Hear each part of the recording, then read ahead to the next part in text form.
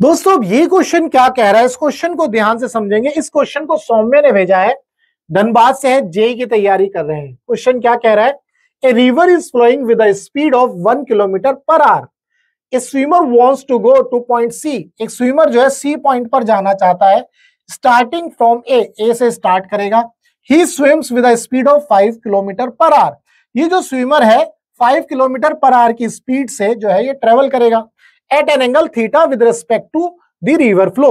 मान लो river flow इस डायरेक्शन में है तो ये एंगल हो गया, तो रिवर फ्लो से कितना एंगल बना, theta. If A B is equal to B C, that means ये ए बी और ये बी सी दोनों कितने हैं, 400 metre. At what angle with the river bank should the swimmer swim.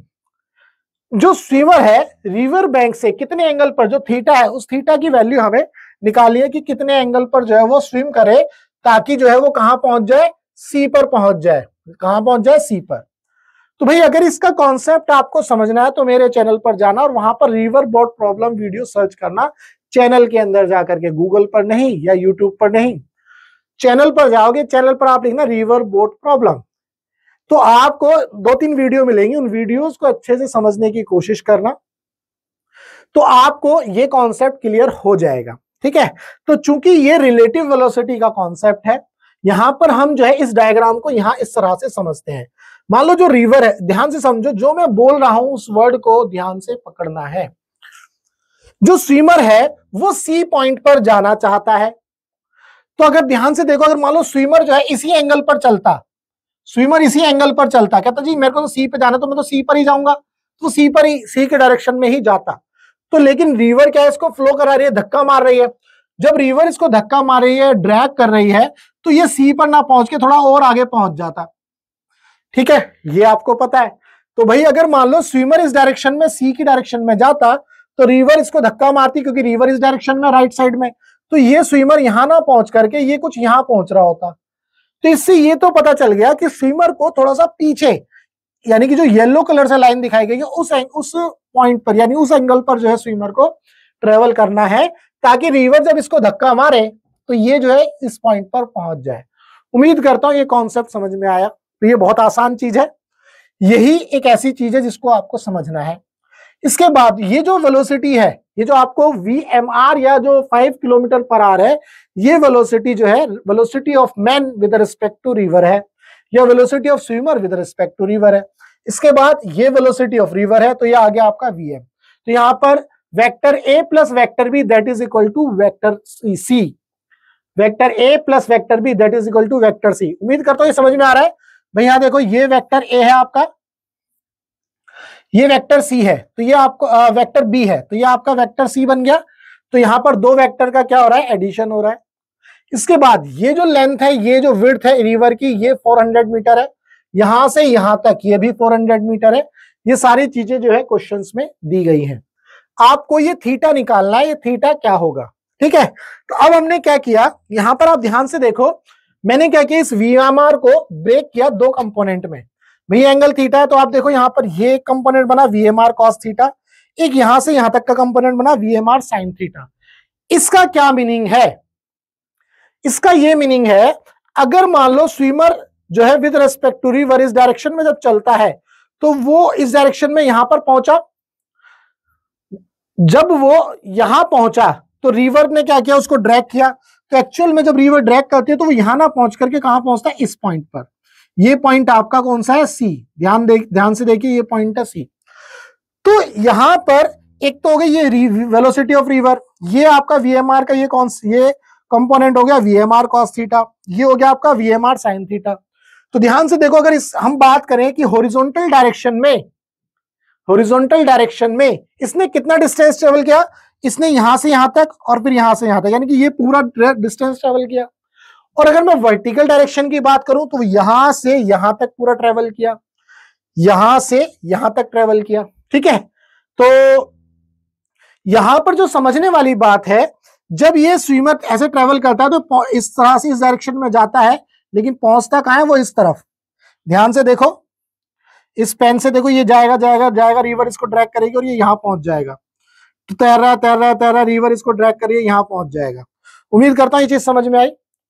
तो इस आदमी के, जो स्विमर के इस पॉइंट से इस पॉइंट तक पहुंचने में यहां से यहां तक, यानी कि ए से सी तक पहुंचने में जो टाइम लगा, अगर इसका हॉरिजॉन्टल डिस्टेंस है तो डिस्टेंस ट्रेवल ये है, तो ये सेम टाइम में ही हुआ, लेट्स से टी टाइम में। सिमिलरली अगर इसने वर्टिकल कितना डिस्टेंस ट्रेवल किया, टी टाइम में। जब ये यहां से यहां पहुंचा टी टाइम में, तो उसी टी टाइम में, यानी कि वो सेम टाइम में इसने हॉरिजॉन्टली कितना डिस्टेंस ट्रेवल किया, यहां से यहां तक, और वर्टिकली कितना डिस्टेंस ट्रेवल किया, यहां से यहां तक। उम्मीद करता हूं ये चीज समझ में आ गई। तो ये जो है टाइम का कॉन्सेप्ट हो गया रिवर बोट प्रॉब्लम के अंदर। तो यहां पर दो चीजें आपको समझनी है, सॉरी, एक तो ये वाला डायग्राम समझना है, दूसरा टाइम का कॉन्सेप्ट समझना था। ठीक है जी। अब हमने देखा यहां से यहां तक जो डिस्टेंस ट्रेवल करी, यहां से यहां तक, तो मैंने क्या किया, इसको VMR प्लस VR, देखो यहां किया VMR cos थीटा प्लस ये आपका VR, यानी कि 1 kilometre per our into T, time से हमने क्या कर दिया, इसको डिवाइड कर दिया, दैट इज इक्वल टू, ये जो 400 मीटर था मैंने इसको किलोमीटर में लिख लिया। तो यहां से इसके बाद ये तो आ गई हॉरिजॉन्टल लाइन के लिए इक्वेशन। वर्टिकल की बात करें तो VMR sin theta, VMR sin theta कितने टाइम में, टी टाइम में, यहां से यहां तक का जो डिस्टेंस ट्रेवल है वो 0.4 है, वो भी 400 मीटर है। तो अब आप देख रहे हो राइट हैंड साइड इक्वल है, तो हम लेफ्ट हैंड साइड को इक्वेट कर सकते हैं। तो VMR cos theta plus 1 that is equal to VMR sin theta, T से टी उड़ गया। तो यहां से हम क्या कर सकते हैं, VMR क्या है, 5 किलोमीटर पर आ रहा है हमारा, तो 5 cos थीटा प्लस 1, और ये आ गया 5 sin थीटा। मैंने क्या किया, दोनों साइड स्क्वायर किया और ऐड किया है, मतलब दोनों साइड स्क्वायर किया है, सॉरी, दोनों साइड स्क्वायर किया। तो जब इसका स्क्वायर करेंगे a प्लस बी का होल स्क्वायर, तो a स्क्वायर यानी कि 25 cos square theta plus b square 1 plus 2ab cos theta, तो 2 पंजे 10 cos theta, that is equal to 25 sin square theta. ठीक है जी। इसके बाद यहां से हमने इसको एज इट इज रखा है, ये एज इट इज रहा, 10 cos theta as it is रहा। अब ये 25 sin स्क्वायर थीटा कैसे रखा है, आपके पास एक फॉर्मूला था, sine square theta plus cos square theta is equal to 1। तो हमने क्या किया, साइन स्क्वायर थीटा की जगह क्या लिखा, 1 माइनस कॉस स्क्वायर थीटा। जब मैंने 1 माइनस कॉस स्क्वायर थीटा लिखा तो 25 से उसको मल्टीप्लाई कर दिया, तो 25 माइनस 25 कॉस स्क्वायर थीटा। ध्यान रखना यहां पर कौन सा फॉर्मूला लगा है, 1 sine square theta plus cos square theta is equal to 1 होता है। तो यहां से मैंने साइन स्क्वायर थीटा की वैल्यू निकाली 1 माइनस कॉस स्क्वायर थीटा, तो 25 से मल्टीप्लाई कर दिया। तो यहां से ये वैल्यू जब उठ करके लेफ्ट साइड में आएगी तो 25 कॉस स्क्वायर थीटा हो जाएगा, ये वैल्यू इधर आएगी तो माइनस 24 हो जाएगा और 10 कॉस थीटा। उम्मीद करता हूं यहां देखो इस इक्वेशन को, ये आपको दिख रही है।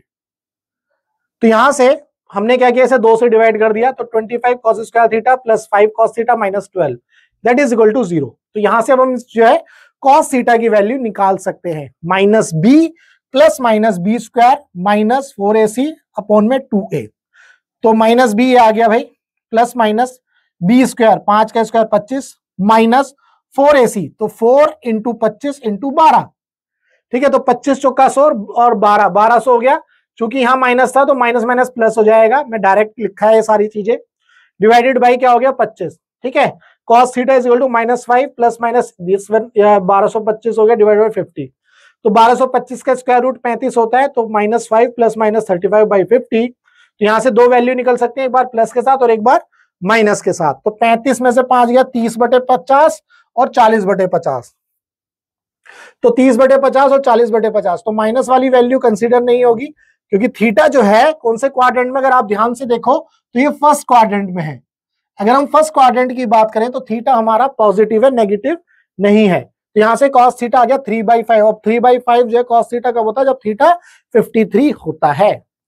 उम्मीद करता हूं आपको इस क्वेश्चन के अंदर जो भी आपका डाउट रहा होगा वो डाउट आपका सॉल्व हुआ। बहुत सारे बच्चे सोच रहे होंगे सर ने तो क्वेश्चन सॉल्व कर रखा है। मेरे चैनल पर जाओगे तो आपको बहुत सारी वीडियो ऐसी होंगी जिनको मैं सॉल्व करते हुए वीडियो बनाई है, पर वो जो है ना उसकी वजह से वीडियो की लेंथ जो है काफी बढ़ जाती है। जब वो बढ़ जाती है तो बच्चे जो है ना बड़ी वीडियो देखना आजकल पसंद नहीं करते हैं, क्योंकि पेशेंस नहीं है और जल्दबाजी में जो है वो सॉल्यूशन जल्दी से देखना चाहते हैं। तो मैंने भी सोचा ठीक है यार, मैं भी बच्चों के साथ फ्रीक्वेंसी को मैच करता हूं, मैं ही क्यों जो है लिखूं। तो मैं क्या करता हूं, पहले ये पीपीटी तैयार कर लेता हूं, लिख लेता हूं सारे सॉल्यूशंस, उसके बाद एक्सप्लेन कर देता हूं। इससे क्या है, आपका समय बचता है, मेरा भी समय बचता है रिकॉर्डिंग के लिए, और जो भी समय होता है मैं लिखने में यूज कर लेता हूं। बाकी कॉन्सेप्ट में आपको कोई दिक्कत अगर कहीं आती है तो आपके पास ये नंबर है, इस नंबर पर आप व्हाट्सएप कर सकते हो। हमारा जो मकसद है टीच फ्री फॉर इंडिया, यानी कि आप हम इंडिया के लिए भाई फ्री पढ़ाएंगे, हमारा मिशन है। आप इंडिया के किसी भी कोचिंग सेंटर में पढ़ते हो, चड्डा में, TW में, TMC में, एकेडमी जो भी है, जहां भी पढ़ते हो और आपका फिजिक्स में डाउट सॉल्व नहीं होता है, तो आपको करना है क्या है, आपको अपना डाउट जो इस नंबर पर व्हाट्सएप करना है। हम आपके डाउट का बेस्ट वीडियो सॉल्यूशन आपको बना करके देंगे। तो चलिए मिलेंगे हम अपने नेक्स्ट डाउट में।